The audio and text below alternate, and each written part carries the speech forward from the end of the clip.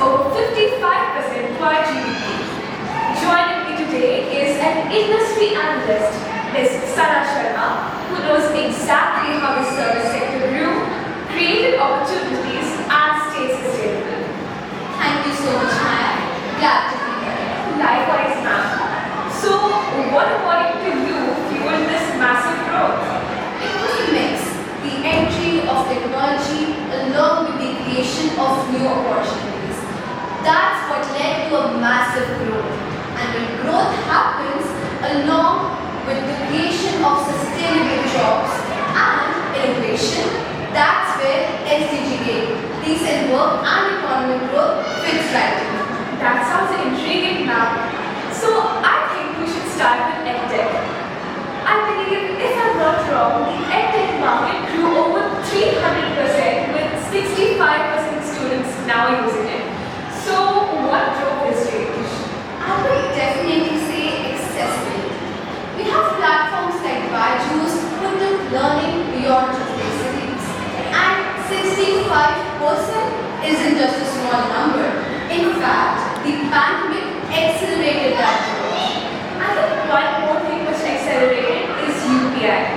Receiving, I think, 100 billion transactions in 2023 alone. So now, what made it work so effectively? See, UPI combined ease of use with trust and became everyone's go-to, isn't it?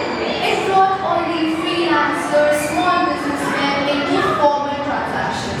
And look here, it supported SDG 8. It did, and I think that IT medicine deserves some spotlight too, receiving 160 million teleconsultations on eSanjeevani.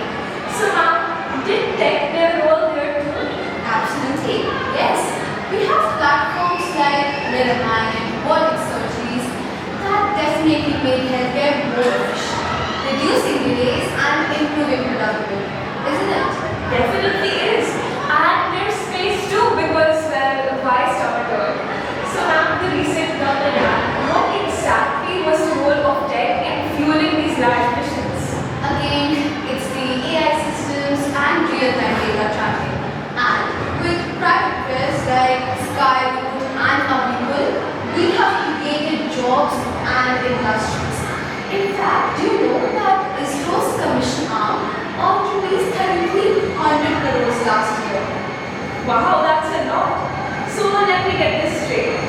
The Indian tertiary sector is a sustainable growth story. Got it.